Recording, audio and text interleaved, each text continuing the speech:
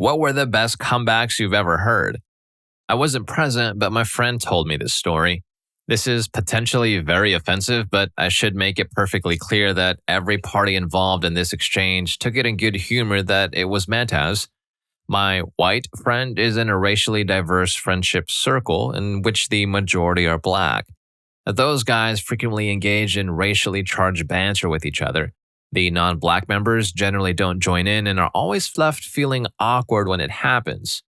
One day, one of his black friends enters a room, saw that my only friend and a bunch of other white friends were present.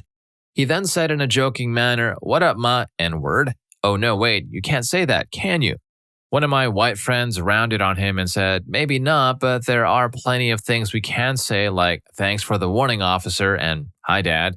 His black friend apparently roared with laughter. Just sharing another story, my cousin was in town for Thanksgiving. He goes up to my 10-year-old skinny nephew and jokes, "Hey, it looks like you are gaining weight." My 10-year-old cousin, without skipping a beat, tells him, "Hey, it looks like you have diabetes." My cousin is 300 plus pounds. He hasn't been back to visit since. Yo, kids, especially that kid, are savage. I swear, kids say the most darndest things, or rather, hurtful things in this case. Story 2. So back when I was in junior high, wearing Aeropostale was a thing, but it was fading out of popularity. Me and a buddy were at Islands of Adventure in Florida, and we were waiting in line for the Dueling Dragons roller coaster. As we were next in line to get on the coaster, I heard somebody yelling from on the ride. I looked over and realized some security selling looking bros were yelling in our direction, so I yelled back, "What? Aeropostale sucks D." I looked over and realized my buddy is wearing an Aeropostale shirt. The ride then starts to exit the tunnel, and right as they passed us, I yelled back, "Yeah, so does your boyfriend." They didn't like that, but we were gone by the time they came back. There was this time I was getting my hair cut and this mother and her 4 kids came in. Immediately I felt bad for the mother because one of the young boys was running around like he just drank 2 Red Bulls. At one point the mother snapped after telling him to behave 4 or 5 times and threatened to take away his PS3. The entire place went silent because she yelled and you could tell she was already embarrassed. What came out of her son's mouth was, to this day, the funniest thing I've ever heard. He yelled, "If you take away my PlayStation, I'm going to tell Grandma that Daddy puts his pee-pee in your mouth." The mother didn't even respond. She just grabbed her kids and left the barbershop. Everyone burst into hysterics afterwards. All right, again, see what I'm talking about here? Kids, savage. Story 3. Our economics teacher was a complete legend, but one semester he had to take off because he broke his leg badly surfing, so we had a replacement. She was not a legend. One time we were all talking, year 12, so final year of school, and she got sick of us, so she said that we could only talk if it was about the work we were doing, which at the time was to do with the economic impact of unemployment. After about 5 minutes of that, we started talking about random stuff again. My mate was telling us about how his older sister had just had a daughter and he'd gone to meet her the weekend before. We obviously were a bit too loud and the teacher heard us and called out, "Excuse me, table in the middle, it doesn't sound like you're talking about your work." And without any hesitation, I turned around and said, "Of course we are, miss. His niece is unemployed." I didn't think it was that great of a comeback, but the class lost all their crap and one of the guys came up to me after class and said, "Crazy, you've always been a pretty funny guy, but that was freaking hilarious." I didn't have much self-confidence at the time, so it meant a lot to me. Related to school after college, during the summer, I had an internship at a co-working space. The boss asked me to create and distribute a survey to all companies that work there to collect data for an internal event. As his request, I added questions for names, emails, and phone numbers so that the manager of the co-working space can easily contact everyone when needed. That information was not compulsory, of course, if someone doesn't feel like sharing. Anyway, there was this woman, probably some boss of whatever company, came to our office and demanded the age of the person who made the survey. I raised my hand and said I was 19. She then proceeded to smirk and claimed, "Makes sense." After that, she continued to irritate the whole office with her bossy tone, teaching me not to ask for other personal information and all that jazz. After 5 minutes of her delivering her lifetime speech, I could not take it anymore and simply cut her with, "Yes, ma'am, I understand. I will take your advice next time." She stayed silent for a few seconds, then looked down on me and asked, "Which uni do you go to?" with a belittling tone. So I answered, "That's also personal information, ma'am." She immediately shut the F up, then left. Story 4. A little context: I was 17 and a moderately overweight guy. I was at a friend's 18th birthday party at her house. It was a big house out in the countryside, so everyone was staying there overnight, about 50 of us. So everyone's drinking, laughing, and having a great time apart from this one girl. Nobody really likes her as she's just massively a prick about everyone and everything. But small school, so kinda had to invite her. She's being extremely negative, complaining all the time, just generally bringing everyone down. It's the end of the night and everyone's kind of winding down but still awake. We're all in this one large room with mattresses on the floor.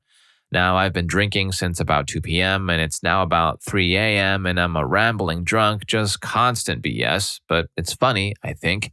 And I'm still actually talking to people, not just myself. Then this girl, just out of nowhere, says, "Shut up, Dibs 234, no one cares." Screw off, Sadie. Just 'cause my melons are bigger than yours doesn't mean you need to be jealous. Never in all my life has a response come out of my mouth that fast, and this was straight bypass the brain, go straight to the mouth stuff. Moment of silence, then just endless laughter. She kept trying for a comeback of her own, but everyone just kept laughing literally at her face while she stormed out. I was talking to the birthday girl later on, and she kept saying she was so happy I said that to her. Everyone's been getting sick and tired of her crappy attitude all year, and she was glad someone had finally said something to her.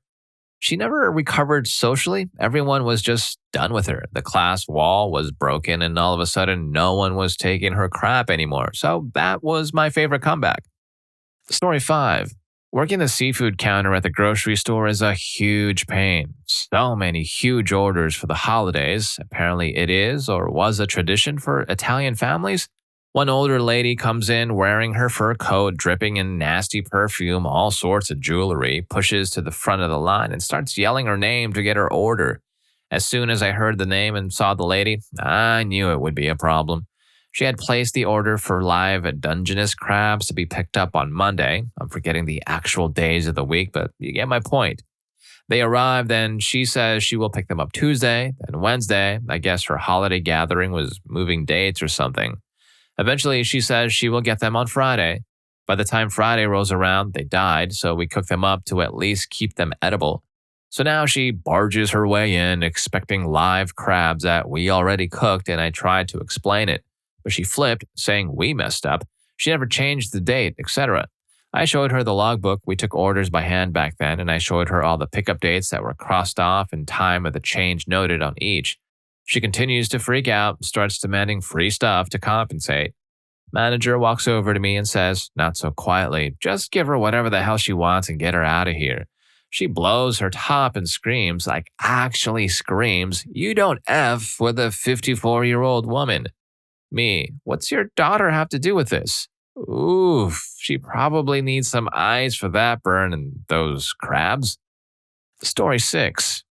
Backstory: I live in Australia, and in the Australian car scene, there's been a long running rivalry between Ford and Holden fans, fueled by their participation in motorsport. There's a lot of banter and trash talking, but it's mostly just kidding around. Some people, however, are serious about it. The guy in question was a Holden fanboy and would take any and every opportunity to rag on Ford, frequently spouting the old adage, "Ford, at least they circled the problem," in reference to their logo and badge.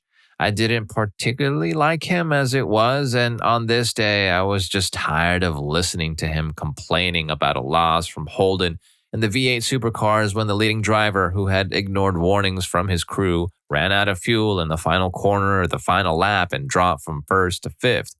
It was a BS win by Ford. They should have lost. Win-Cup was cheated. Me, he ran out of fuel. Part of racing is managing your car and making decisions on when to push and when to conserve. He chose poorly and lost. It was a fair and legit win.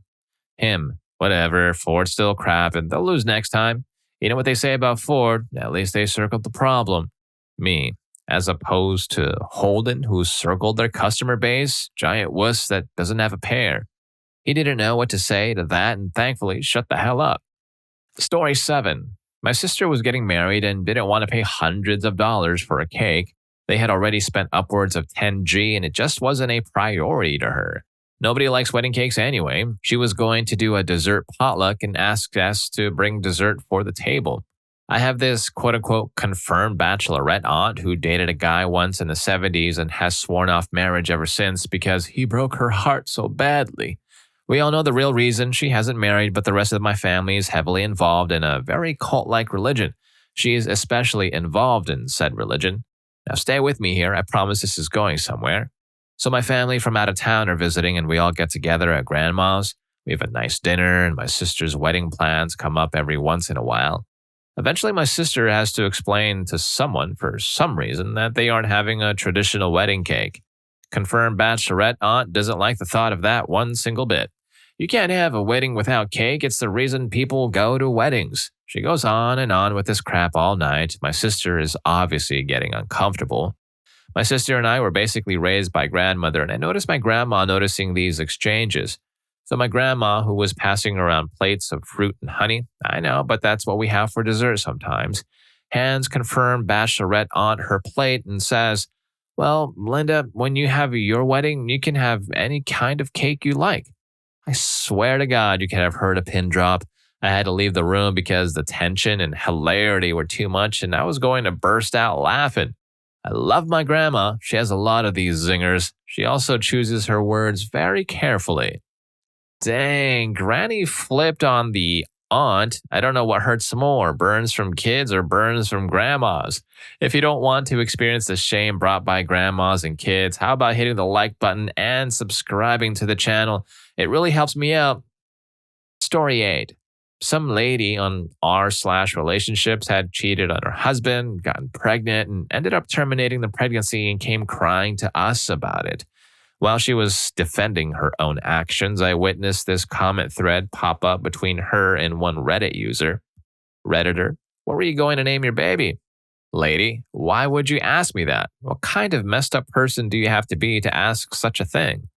Redditor, I was just asking. It would give me some insight into your feelings about your child. Lady, Molly, after my late grandmother. Redditor, now both Mollys are looking down at you in disappointment. Savage. Another story I have to share. Recently, a guy tried to call me out in line for the self-checkout machines. I was ahead of him, but he started yelling and claiming it was his turn. The clerk who watched over the self-checkout area didn't see what happened, only heard the complaint and asked me to step back. I was pretty whatever about it and stepped back in line. The machine then became free and the guy who yelled at me offered to let me go ahead. I just looked at him dead in the eye and said, "Nah, you can have it if it's that important to you." And you could almost hear the sigh in his head as he realized what a jerk he'd been. My favorite comeback ever, though, was from my teens. I used to have that awkward emo phase that most teens have, and I was living at the school on weekdays and with my parents on weekends. The kids became really close because we were always together, but I especially bonded with this emo chick over being emo. We were stupid emo kids who thought writing 666 on everything was cool and listening to Slipknot made us extra. Granted, I still listen to Slipknot and love their new music, but, all the classic emo stuff were us. The school place had a lot of classic quote-unquote pop girls, as we used to call them, girls with makeup everywhere, blonde hair, and blue jeans, 2 sizes too small.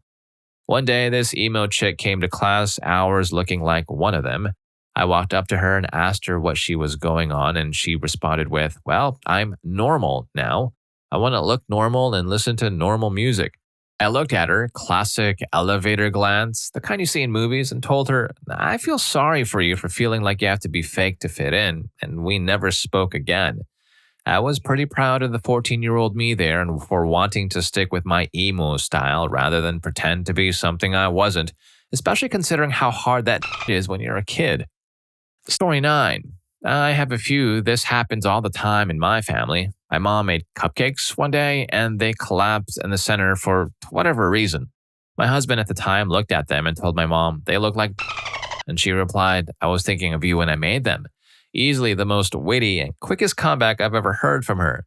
Dad was boasting about his looks at 65. The nurses said I look very good for my age. Me, you were there for a colonoscopy. Are you sure they were looking at your face? Many years ago when I was 12, I got into an argument with my mother and father. Exasperated, my mother said, You talk like you think you're your father, and I don't have a brain between us. I immediately said, No, I do think you have a brain between you. My father burst out laughing. End of argument. Back in teenagedom, arguing with my mom about chores. Mom, you think I should wipe your butt for you too? Me, beats doing it myself. Mom wipes my face. We both laughed so hard we forgot about the argument. Damn, this family is something else with their jokes. Funny as hell though. Story 10. My old roommate's wife was a waitress. She's serving a table one night for a couple of middle aged businessmen who have been drinking. They're mostly polite, but one dude is starting to get pretty drunk and really forward with his comments. He tells her, I really want you to sit on my face. Without missing a beat, she replies, Because your nose is bigger than your D? The rest of the table went nuts. The dude turned bright red and left her alone, although she later admitted he wasn't being that rude, just got too comfortable. Meanwhile, I got in an argument with some people drinking alcohol, smoking, and spitting in the shopping center near where children frequent. They started getting really aggressive, so I walked away and the woman yelled, Suck my D, you witch. And without thinking, I responded, You look like you have one. Then the comments made by them I cannot repeat. My poor mother was shocked. Story 11. I'm not really sure it was a comeback. A few years ago, there was a new guy at my job. Let's call him Peter. We all worked in an open plan office except for our boss, but her secretary, let's call her Mary, shared the space with the rest of us. Mary is one of those helpful, talkative, perky women who are generally liked by everybody, even if they can be a little pushy and over the top sometimes. It is important to the story that Mary and I were getting along really well, and everybody else knew this. One day, as we were all filing through the office door for the weekly meeting, Peter accidentally slams the door into Mary, who was right behind him. Everyone else sees it. It's obviously an accident. Peter realizes what he has done, gets embarrassed, and starts to apologize profusely. That creates a little jam of onlookers. This is when I pull a 10-pound note out of my pocket, give it to Peter, who is still spouting his apologies, and say, I know it's not much, but it's from all of us. A measure of hilarity ensues. Story 12. Think tribal for this one. My friend is Samoan and was back in Samoa for a funeral. Traditionally, every family that is related turns up and gives money towards the cost. The cost is large because these things last several days and everyone has to be fed, especially dignitaries like ministers or visiting chiefs. For anyone to leave hungry is highly shameful. The culture is very authoritarian and respect is expected, unlike in Western culture where respect must be earned. Anyway, at the end of the whole thing, as is customary, they were dividing up canned food and other gifts to be parceled back to the families who attended. One chief, representing his particular village, stood up and attempted to elevate himself above everyone else by announcing that he and his family wanted all the food and not to give any to any of the other chiefs or their families. The response of the hosting chief was outstanding. Without skipping a beat, he goes, Okay, give his family all the food. However, if you and your family do not eat all of this food within 7 days, you are forever banished from this village. The other chief apologized immediately. Dude, honestly, the Samoan culture amazes me, but just in case a fight happens because of that, that would be brutal. Now, hear me out, guys. Imagine a fight scene in some movie with Dwayne The Rock Johnson versus Jason Momoa. Epic fight scene. Story 13. In Belgium, there are two dialects that get ridiculed the most. One, the coastal province, West-Vlaams, and another, Limburgs. I speak the latter. At a festival, I started chatting with a girl next to me who spoke West-Vlaams. She immediately started making fun of my accent. At first, I kind of ignored it, but it kept coming up, so we started to have a discussion about it. Limburgs is quite a slow dialect, so people say everyone who speaks it is dumb. I said we actually speak slowly because it makes it easy to understand, while West-Vlaams is more like grunting vowels, which no one will understand and sounds primitive. She kept dissing Limburg, so I just acted like I didn't understand anything she was saying because of her dialect. At which point she said in English, whatever floats your boat, to which I acted surprised and responded, Hey, I understood that, because it was in English. She burst into laughter and was a good sport about it. The dialect didn't come up anymore afterward. Story 14. This was about 10 years ago, so I'm paraphrasing. Playing Xbox FPS in a private game with Mike and Mike Jr. and just our group of 8 people. Mike and Jr. were on opposite teams. Mike Jr., I sniped you from across the map. You're terrible. Mike Jr., I snuck up and knifed you from behind. Mike Jr., everyone here is better than you. Finally, Mike had enough. I had fun with your mom. Silence for a minute, then JR logged off and we all burst out laughing. Then you hear JR yelling at Dad over Dad's mic. He just says, "Well, I did." All right, I hope you guys enjoyed the stories in this video. And if you made it this far, all the way to the end, I'm sure you're going to enjoy what's the most epic I don't give a F moment you've witnessed. Story 3 was just way too much for me. Go ahead and make sure you watch that video and feel the same way. I'll see you in that video. Thank you for watching this one.